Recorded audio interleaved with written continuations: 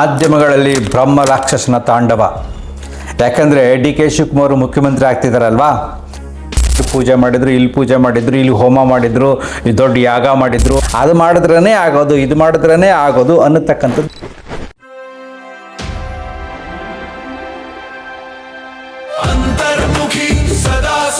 ನಮಸ್ಕಾರ ಸ್ನೇಹಿತರೆ, ಈ ದಿನದ ವಿಶೇಷ ಸಂಚಿಕೆ ಮಾಧ್ಯಮಗಳಲ್ಲಿ ಬ್ರಹ್ಮ ರಾಕ್ಷಸನ ತಾಂಡವ.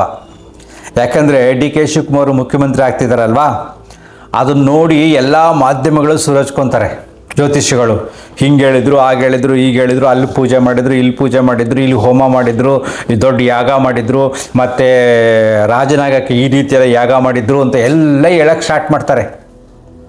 ಇದನ್ನೆಲ್ಲ ನೋಡೋಕ್ಕೆ ಶುರು ಮಾಡಿದಾಗ ಕೆಲವು ದುರ್ಬಲ ಮನಸ್ಸುಗಳು, ಬಡವರು, ಆಸೆ ಇರೋರು, ಸಮಸ್ಯೆಗಳಲ್ಲಿರೋರು ಎಲ್ಲರೂ ಅದು ಸತ್ಯ, ಅವರು ಆ ರೀತಿ ಪೂಜೆ ಮಾಡೋದ್ರಿಂದಲೇ ಅವ್ರು ಮುಖ್ಯಮಂತ್ರಿ ಆದದ್ದು, ಪ್ರೂಫ್ ನೋಡಿ ಅಂತಾರೆ. ಇನ್ನು ಕೆಲವರು ನೀವೇನಾದ್ರು ಜ್ಯೋತಿಷ ಶಾಸ್ತ್ರ ಕೇಳಕ್ಕೆ ಹೋದ್ರೆ ಅವ್ರು ಹೇಳ್ತಾರೆ, ನೋಡಿ ಅವ್ರಿಗೆ ಈ ರೀತಿ ಆಗಿತ್ತು, ಈ ರೀತಿ ಆಗಿತ್ತು, ಇಂಥದ್ದು ಹೇಳಿದ್ವಿ, ಈ ಥರ ಪರಿಹಾರ ಆಯಿತು ಅಂತ. ಆ ಕೂಡ ಮನಸ್ಸನ್ನು ನಂಬಕ್ಕೆ ಪ್ರಾರಂಭ ಮಾಡ್ತಾರೆ. ಇಲ್ಲಿ ಮೌಢ್ಯತೆ ಮತ್ತು ನಂಬಿಕೆಗಳ ನಡುವೆ ಇರತಕ್ಕಂಥ ವ್ಯತ್ಯಾಸವನ್ನು ತಿಳ್ಕೊಳ್ಳೋಣ. ಮೌಢ್ಯತೆ ಅಂದರೆ ದೇವರನ್ನು ವ್ಯಾಪಾರಿಯನ್ನಾಗಿ ಮಾಡುವುದು. ಇಷ್ಟು ದುಡ್ಡು ಕೊಟ್ಟರೆ ಮಾತ್ರ ದೇವರು ನನಗೆ ಒಳ್ಳೇದು ಮಾಡ್ತಾನೆ, ದೊಡ್ಡ ವ್ಯವಹಾರ ಆಗಬೇಕಾದ್ರೆ ಲಕ್ಷಾಂತರ ರೂಪಾಯಿ ಖರ್ಚು ಮಾಡಿ ಪೂಜೆ ಮಾಡಿದ್ರೆ, ಹೋಮ ಮಾಡಿದ್ರೆ ಮಾತ್ರ ದೇವರು ನನಗೆ ಸಹಾಯ ಮಾಡ್ತಾನೆ ಅನ್ನತಕ್ಕಂಥ ಚಿಂತನೆ ಬರುತ್ತಲ್ಲ, ಯೋಚನೆ ನಿಮ್ಮ ಮನಸ್ಸಲ್ಲಿ ಬರುತ್ತಲ್ವಾ, ಅದು ಮಾಡಿದ್ರೇ ಆಗೋದು, ಇದು ಮಾಡಿದ್ರೇ ಆಗೋದು ಅನ್ನತಕ್ಕಂಥದ್ದು ಮೌಢ್ಯತೆ. ಇನ್ನು ನಂಬಿಕೆ ವಿಚಾರಕ್ಕೆ ಬಂದಾಗ ನಾವು ದೇವರನ್ನು, ಸೃಷ್ಟಿಯಲ್ಲಿ ಇರತಕ್ಕಂಥ ಅಗೋಚರವಾದ ಶಕ್ತಿಗಳಿಗೆ ನಾನಾ ರೂಪಗಳನ್ನು ಕೊಟ್ಟು ಆರಾಧಿಸ್ತೀವಿ, ಪೂಜೆ ಮಾಡ್ತೀವಿ. ನಂಬಿಕೆ ಜೀವನದ ಒಂದು ಭಾಗ. ಈಗ ನಾನೇನು ಮಾಡ್ತೀನಿ, ಪ್ರಕೃತಿಯೇ ದೇವರು, ಪಂಚಭೂತಗಳೇ ದೇವರು ಅಂತ ನಂಬ್ತೇನೆ. ಅದನ್ನೇ ನಾನಾ ರೂಪಗಳಲ್ಲಿ ಜನರು ನಂಬ್ತಾರೆ, ಮನೆಯಲ್ಲಿ ಪೂಜೆ ಮಾಡ್ತಾರೆ, ಹತ್ತಿರ ದೇವಸ್ಥಾನಗಳು ಹೋಗ್ತಾರೆ, ಅದು ನಂಬಿಕೆ. ಇದು ಜೀವನದ ಒಂದು ಭಾಗ. ನಂಬಿಕೆ ತಪ್ಪಲ್ಲ, ಮೌಢ್ಯತೆ ತಪ್ಪು. ಈಗ ಸ್ವಲ್ಪ ಸರಳವಾಗಿ ನೀವು ಯೋಚನೆ ಮಾಡ್ತಾ ಹೋಗಿ ಯಾವುದೇ ವಿಚಾರಗಳನ್ನು ಚಿಂತನೆ ಮಾಡಬೇಕು. ಈಗ 8 ವರ್ಷಗಳು ಸಿದ್ದರಾಮಯ್ಯನವರು ಮುಖ್ಯಮಂತ್ರಿ ಆಗಿದ್ದರು. ಅವರು ಮುಖ್ಯಮಂತ್ರಿ ಆಗೋಕ್ಕೆ ಮೊದಲು ಏನಾದರೂ ದೊಡ್ಡ ಯಾಗ ಮಾಡಿದ್ರಾ? ಯಾವುದಾದ್ರು ದೊಡ್ಡ ದೊಡ್ಡ ದೇವಸ್ಥಾನಗಳಿಗೂ ಪೂಜೆ ಮಾಡಿಸಿದ್ರಾ? ಡಿ ಕೆ ಶಿವಕುಮಾರ್ ಎಷ್ಟೊಂದು ಮಾಡಿಸಿದಾರ ನೋಡಿ. ಮುಖ್ಯಮಂತ್ರಿ ಬರ್ತಾರೆ, 8 ವರ್ಷ ಹೆಂಗೆ ಮುಖ್ಯಮಂತ್ರಿ ಆಗಿದ್ರು ಅಲ್ವಾ? ಪವಾಡ ಪುರುಷಗಳು ಅವರು ಇವರು ಬಂದು ಅವ್ರಿಗೆ ಆಶೀರ್ವಾದ ಮಾಡಿದ್ರಾ? ಏನೇನೂ ಇಲ್ಲ. ಈಗ ಆವಾಗ ಮುಖ್ಯಮಂತ್ರಿ ಆಗಿದ್ದಾಗ ಸಿದ್ದರಾಮಯ್ಯನವರು ಕುಂಭಮೇಳಕ್ಕೆ ಹೋಗಿ ಸ್ನಾನ ಮಾಡಿ ಏನಾರು ಮಾಡಿದ್ರಾ? ಇಲ್ಲವೇ ಇಲ್ಲ. ಡಿ ಕೆ ಶಿವಕುಮಾರ್ ಎಲ್ಲವನ್ನು ಯಾಕೆ ಮಾಡಿದ್ರು ಅಂದರೆ ಅಲ್ಲಿ ಆಲ್ರೆಡಿ ಅಗ್ರಿಮೆಂಟ್ ಆಗಿತ್ತು. ನಾನಾ ವಿಚಾರಗಳನ್ನು, ರಾಜಕೀಯ ವಿಶ್ಲೇಷಣೆಗಳನ್ನು ಮಾಡೋಕ್ಕೆ ಹೋದಾಗ ಅಲ್ಲಿ ತಂತ್ರಗಾರಿಕೆ, ಹಣಗಾರಿಕೆ, ತೋಳ್ಬಲ, ಹಣಬಲ ಎಲ್ಲವೂ ಬರುತ್ತೆ. ಆ ರೀತಿ ಬರಬೇಕಾದಾಗ ಏನು ಮಾಡಿದ್ರು, ಡಿ ಕೆ ಶಿವಕುಮಾರ್ ಶ್ರಮ ಪಟ್ಟಿದ್ರು. ಆವಾಗ ನಾನೇ ಮುಖ್ಯಮಂತ್ರಿ ಆಗಬೇಕಂತ ಹಠ ಹಿಡಿದಾಗ ಅವಾಗ ಏನು ಮಾಡಿದ್ರು, ಅಹಿಂದ ನಾಯಕರ ಸಪೋರ್ಟು ಸಿದ್ದರಾಮಯ್ಯವ್ರ ಕಡೆ ಇದ್ದಾಗ, ಮತ್ತು ಮುಖ್ಯವಾಗಿ ಅಲ್ಲಿ ನಮಗೆ ಬಿಟ್ಟಿ ಭಾಗ್ಯಗಳನ್ನು ಕೊಟ್ರಲ್ಲ, ಫ್ರೀ ಭಾಗ್ಯಗಳನ್ನೆಲ್ಲ ಕೊಟ್ರಲ್ಲ, ಅದೆಲ್ಲವೂ ಎಫೆಕ್ಟ್ ಆಗಿ ಕಾಂಗ್ರೆಸ್ ಬಂತು.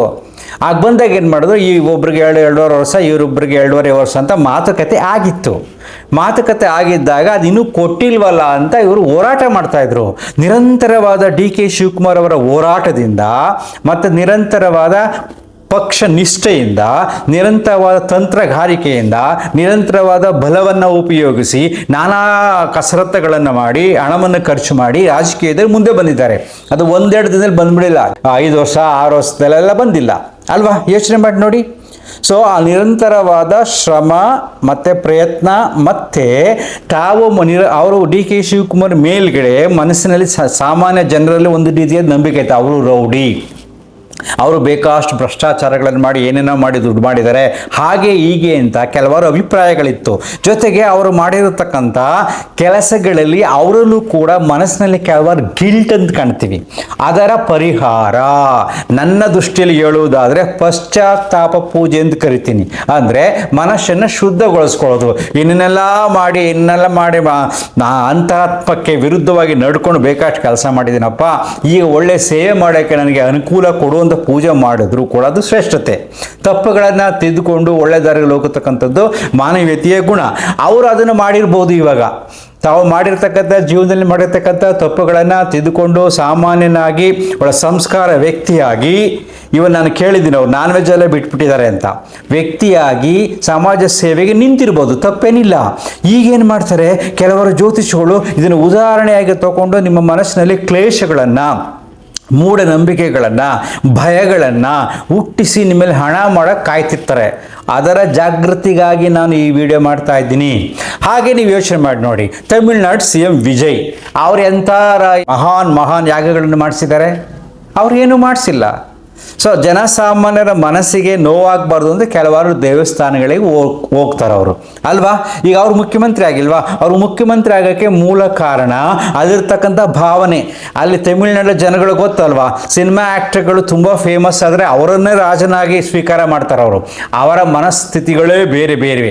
ಸೊ ಹೀಗಿರುವಾಗ ವಿಜಯ್ CM ಆಗ್ತಾನೆ ಅಂತ ನಾನು ಕೂಡ ಎಷ್ಟೋ ಸರಿ ಹೇಳಿದ್ದೆ. ಯಾಕೆಂದರೆ ತಮಿಳ್ನಾಡು ಜನರ ಮನಸ್ಸಿನ ಭಾವನೆಗಳನ್ನ ಅರಿತು, ಮತ್ತು ವಿಜಯ್ ಎಲ್ಲೆಲ್ಲಿ ಹೋದಾಗ ಅಷ್ಟೊಂದು ಜನ ಸೇರ್ತಾ ಇದ್ರು. ಅದನ್ನ ನೋಡಿದಾಗ ನನಗೂ ಹಾಗೆ ಅನಿಸ್ತಾ ಇತ್ತು, ಏನು ವಿಶೇಷವಾಗಿ ಜ್ಯೋತಿಷ್ ಹೇಳೋದ್ರಲ್ಲಿ ಏನಿಲ್ಲ ಅಲ್ವಾ? ನೆಕ್ಸ್ಟ್ ಬನ್ನಿ, ಮಮತಾ ಬ್ಯಾನರ್ಜಿ ಅವರು ಇವಾಗ ಸೋತಿದ್ದಾರೆ. ಎಷ್ಟು ವರ್ಷಗಳು ಅವರು ರಾಜ್ಯಭಾರ ಮಾಡಿದ್ರು, ಅವರು ಎಷ್ಟೊಂದು ಹೋಮ ಪೂಜೆಗಳನ್ನು ಮಾಡಿದ್ರು. ಅವರು ಕೇವಲ ಮುಸ್ಲಿಮರನ್ನು, ಬಾಂಗ್ಲಾ ವಲಸಿಗರನ್ನು, ಇವರನ್ನು ಉಪಯೋಗಿಸ್ಕೊಂಡು ಅವರು ರಾಜ್ಯಭಾರವನ್ನು ಮಾಡಿದ್ರು ಅಲ್ವಾ? ಈಗದು ಚೇಂಜ್ ಆಯಿತು. ಸೊ ಹೀಗೆ ಬೇಕಾಷ್ಟು ಮುಖ್ಯಮಂತ್ರಿಗಳನ್ನು ಗಮನಿಸಿ ನೋಡಿ. ನಮ್ಮ DK ಶಿವಕುಮಾರ್ ಅಷ್ಟು ಪೂಜೆ ಪುನಸ್ಕಾರಗಳನ್ನು ಮುಖ್ಯಮಂತ್ರಿ ಆಗೋಕ್ಕೆ ಯಾರೂ ಮಾಡಿಲ್ಲ. ಅಂದರೆ ಪೂಜೆ ಪುನಸ್ಕಾರದಿಂದನೇ DK ಶಿವಕುಮಾರ್ ಅವರು ಮುಖ್ಯಮಂತ್ರಿ ಆಗಿಲ್ಲ. ಈ ಸತ್ಯ ಅರ್ಥ ಮಾಡ್ಕೊಳ್ಳಿ. ಅಂದರೆ ನೀವು ಪೂಜೆ ಮಾಡಬೇಡಿ ಅಂತ ಹೇಳೋದಿಲ್ಲ, ನಂಬಿಕೆ ಇರಲಿ ಜೀವನದಲ್ಲಿ. ನೀವು ನಂಬುವುದೇ ಆದರೆ ನಿಮ್ಮ ಮನೆಯ ದೇವರನ್ನು ನಂಬಿ. ಇದು ನಿಮ್ಮ ಮನೆ ದೇವ್ರ ಮನೇಲಿ ಪೂಜೆನೇ ಮಾಡೋಕ್ಕೆ ಹೋಗ್ಬೇಡಿ. ದೇವರು ಇಲ್ಲ, ನನ್ನ ಆಚಾರ ವಿಚಾರಗಳಲ್ಲಿ ಭಗವಂತನ ಶಕ್ತಿ ನನ್ನ ಬದುಕಿನಲ್ಲಿ ತುಂಬ ಸಹಕಾರಿಯಾಗಿದೆ, ನನ್ನ ಕಾಪಾಡ್ತಾ ಇದ್ದರೆ ಪ್ರತಿದಿನ ನೀವು ಪ್ರಾರ್ಥನೆ ಮಾಡುವ ದೇವರು ನಿಮ್ಮ ದೇವರ ಮನೆಯಲ್ಲೇ ಇದ್ದಾನೆ.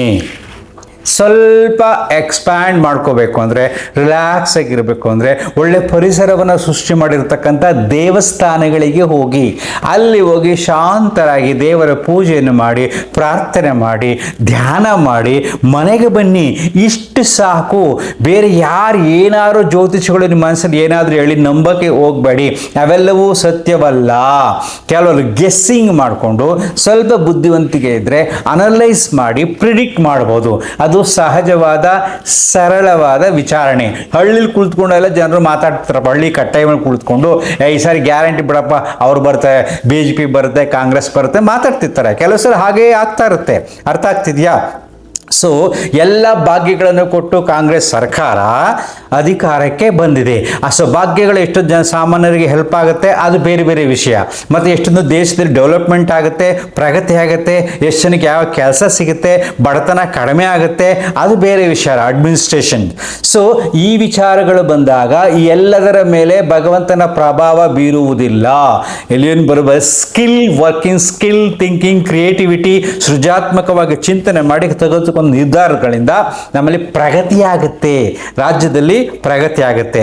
ಸೊ ಈ ದಿಶೆಯಲ್ಲಿ ಯೋಚನೆ ಮಾಡಿದಾಗ ನೀವು ಈಗ ಮಾಧ್ಯಮಗಳಲ್ಲಿ ಬರತಕ್ಕಂಥ ಎಲ್ಲ ಬ್ರಹ್ಮ ರಾಕ್ಷಸರ ವಿಚಾರಗಳಿಗೆ ಗಮನ ಹರಿಸಬೇಡಿ. ಮತ್ತು ಕೆಲವರು ಯೂಟ್ಯೂಬು ಅಲ್ಲಿ ಇಲ್ಲಿ ಬೇರೆ ವಿಚಾರಗಳಲ್ಲಿ ಮೌಢ್ಯತೆಯನ್ನು ತುಂಬಕ್ಕೆ ಕಾಯ್ತಾ ಕುಳಿತಿರ್ತಾರೆ. ಇದೊಂದು ಸಂದರ್ಭ ಸಿಕ್ಕ ತಕ್ಷಣ ನೋಡಿ, ಆ ಫೋಟೋಗಳೆಲ್ಲ ಇರುತ್ತೆ, ವಿಡಿಯೋಗಳೆಲ್ಲ ಇರುತ್ತೆ. ನೋಡಿ, ಅಲ್ಲಿ ಪೂಜೆ ಮಾಡಿಸಿದ್ರು, ದೇವರು ಬಲಗಡೆಯಿಂದ ಹೂ ಕೊಟ್ಟ, ಇಲ್ಲಿ ಪೂಜೆ ಮಾಡಿಸಿದ್ರು, ಅವ್ರು ಯಾವುದೋ ಒಂದು ಮಂತ್ರ ಹೇಳಿದ್ರು, ಏನೋ ಮಾಡೋದು ಅಂತ ಎಲ್ಲ ಹೊರಗಡೆ ಬಂದ್ಬಿಡುತ್ತೆ. ಒಂದೇ ಸಾರಿ ಎದ್ದು ಬಂದ್ಬಿಟ್ಟು ನಿಮ್ಮ ಮನಸ್ಸಿನ ಮೇಲೆ ಪ್ರಭಾವ ಬೀರುತ್ತೆ. ಇವೆಲ್ಲವೂ ಸತ್ಯ ಅಲ್ಲ. ಎಷ್ಟೊಂದು ಹೋರಾಟ ಮಾಡಿದರೆ ಅಲ್ಲಿ ವ್ಯವಹಾರ ಮುಖ್ಯಮಂತ್ರಿ ಆಗೋದು ಸುಲಭ ಅಲ್ಲ. ಇನ್ನೂ ಏನೇನು ಕಾದಿದೆಯೋ ಗೊತ್ತಿಲ್ಲ. ಅದಕ್ಕೆ ಒಂದು ಸರಳವಾದ ವಿಶ್ಲೇಷಣೆ, ಮೌಢ್ಯತೆ ಮತ್ತು ನಂಬಿಕೆ. ದೇವ್ರ ಪೂಜೆ ಮಾಡಿಬಿಡೋದು ನಾನು ಯಾವತ್ತೂ ಹೇಳಲ್ಲ. ನಂಬಿಕೆಯಿಂದ ನಿಮ್ಮ ಮನೆಯಲ್ಲಿರ್ತಕ್ಕಂಥ ದೇವರು, ನಿಮ್ಮ ತಾತ ನಿಮ್ಮ ಅಪ್ಪ ಯಾವುದನ್ನು ಪೂಜೆ ಮಾಡ್ಕೊಂಡು ಬಂದರೋ ಅದನ್ನು ಸಂಪೂರ್ಣವಾಗಿ ನಂಬಿ ಪೂಜೆ ಮಾಡಿ ನಿಮ್ಮ ಕೆಲಸಗಳನ್ನು ಮಾಡ್ಕೊಂಡು ಹೋಗಿ. ಕಾಯಕವೇ ಕೈಲಾಸ ಅನ್ನೋ ರೀತಿ ನಿಮ್ಮ ಕೆಲಸ ಮಾಡಿ, ದುಡಿರಿ, ನೆಮ್ಮದಿಯಿಂದ ಇರಿ, ಅಷ್ಟು ಸಾಕು. ಈಗ DK ಶಿವಕುಮಾರ್ ಅವರ ಬಗ್ಗೆ ಬರತಕ್ಕಂಥ ವಿಚಾರಗಳ ಬಗ್ಗೆ ಗಮನ ಹರಿಸೋಕ್ಕೆ ಹೋಗಬೇಡಿ. ಅರ್ಥ ಆಯ್ತಾ? ಅಂತರ್ಮುಖಿ, ಸದಾ ಸುಖಿ. ನಮಸ್ಕಾರ.